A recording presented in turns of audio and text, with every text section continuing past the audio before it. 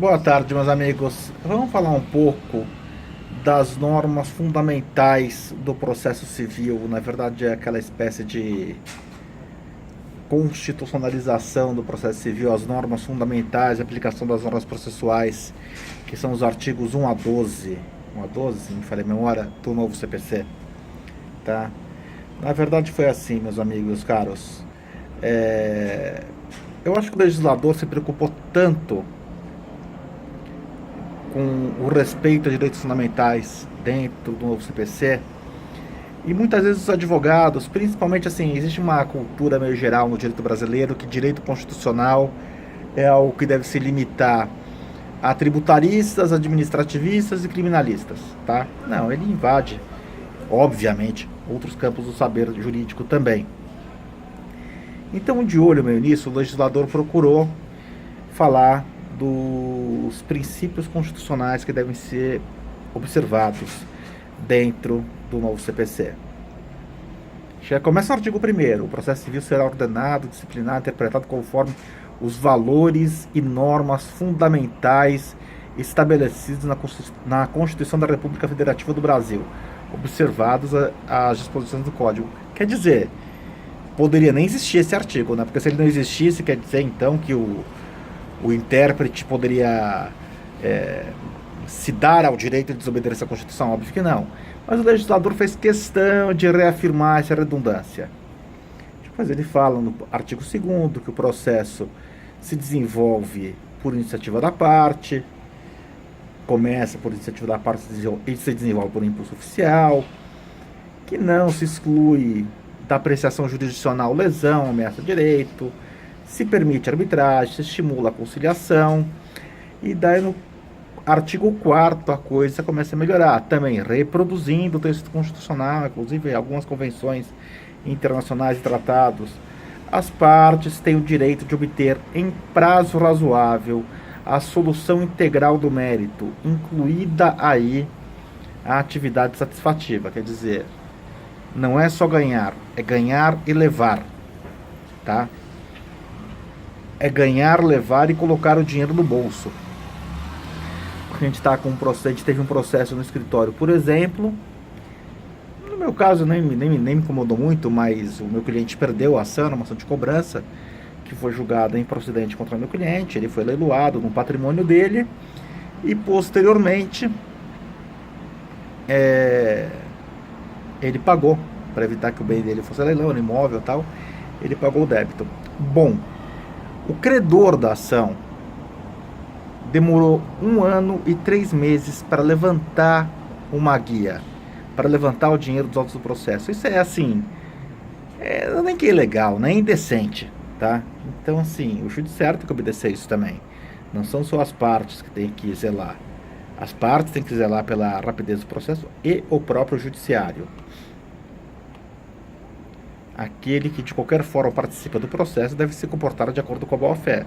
Também algo implícito ao sistema, né? Se o artigo 5º não existisse, ninguém ia presumir, não, então eu posso agir de má-fé? Não.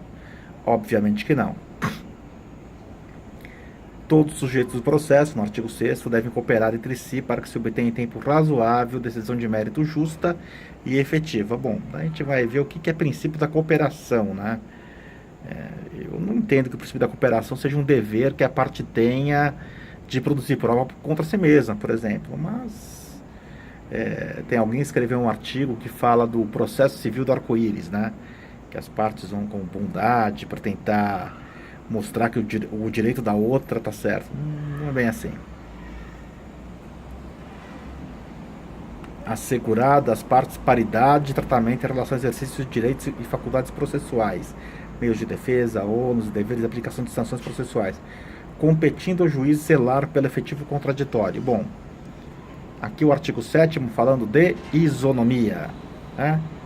Mas que infelizmente não está sendo devidamente observado. A gente tem um caso que versa sobre verba de sucumbência, que retrata exatamente o que estamos falando, mas depois a gente vai comentar num vídeo próprio esse artigo.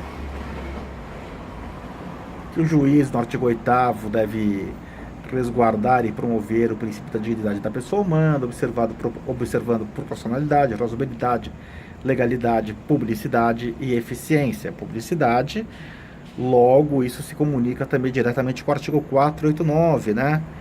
Dever do magistrado de fundamentar as decisões judiciais. Artigo 9º, vedação à decisão surpresa. Não se proferirá a decisão contra uma das partes sem que ela seja previamente ouvida, salvo aquelas hipóteses contraditórias, pode ser um entrave ao direito de alguém. Tutela provisória de urgência e as tutelas de evidência. Artigo 10º.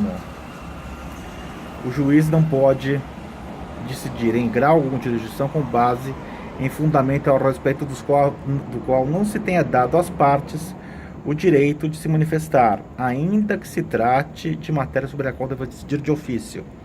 Quer dizer, a parte tem o direito de falar no processo sobre elementos que o juiz eventualmente vai colocar numa sentença. Artigo 11, mais uma vez, fala do princípio da fundamentação. Todos os julgamentos dos órgãos do Poder Judiciário serão públicos e fundamentadas todas as decisões sob pena de nulidade. Bom, daí a gente comentou hoje no vídeo que a gente gravou com o Dr. Antônio Minhoto, né? Para entender esse princípio, tá? Para entender esse princípio, lembrando que alguns juízes, principalmente, mas não necessariamente da área trabalhista, se incomodaram muito com o artigo 489 do novo CPC, que se reporta ao artigo 93, inciso 9º. Alguns juízes da área trabalhista, principalmente, se incomodaram muito, acharam que o artigo 489 seria uma forma de desrespeito ao juiz.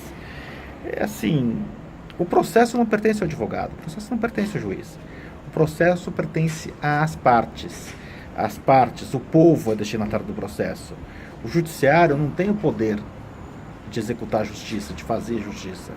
Quem tem esse poder é o povo, que numa sociedade democrática esse poder é delegado ao judiciário.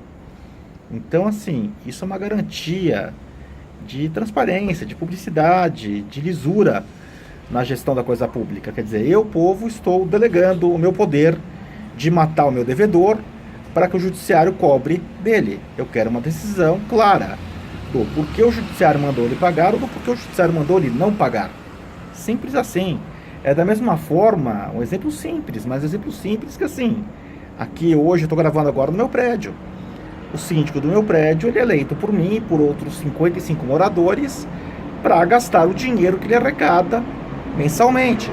E as decisões que ele toma têm que ser fundamentadas. Então, se ele vai montar uma obra, montar uma academia, foi montada recentemente no meu prédio, limpar a piscina, ele tem que pegar 3 orçamentos. Ele tem que mostrar para o prédio, olha, a necessidade daquela obra e, mais ainda, que ele agiu com lisura na contratação daquele tipo de serviço. Então, assim, não é que as pessoas desconfiam do judiciário, não, é uma obrigação. Quem lida com coisa alheia tem que prestar conta disso, tá? Então, esse vídeo vai ficar um pouquinho longo, eu vou parar aqui no artigo 11 por enquanto, para depois voltar a falar do artigo 12, que fala também da ordem de julgamento do tribunal, etc. Tá? E fazer um vídeo mais detalhadamente sobre ele. Depois eu quero fazer um vídeo sobre cada um desses artigos aqui citados, mas eu acho que era importante a gente fazer essa breve explanação sobre esses tópicos aqui. Meus amigos, por hora é isso. Boa noite a todos. Hoje foi um dia bastante produtivo. Gravamos 3 vídeos, né? Com esse agora, inclusive. A gente vai colocar no canal. Escrevemos um artigo também, tá? O nosso livro está em fase final de maturação, edição, tá? Sobre o artigo 139, inciso 4 do novo CPC. E também caminhando nossos trabalhos acadêmicos. Grande prazer poder dispor disso aqui com vocês. Até o próximo vídeo e um grande abraço. E, por favor, não se esqueça de assinar o canal. Tá legal? Abraço a todos e até a próxima.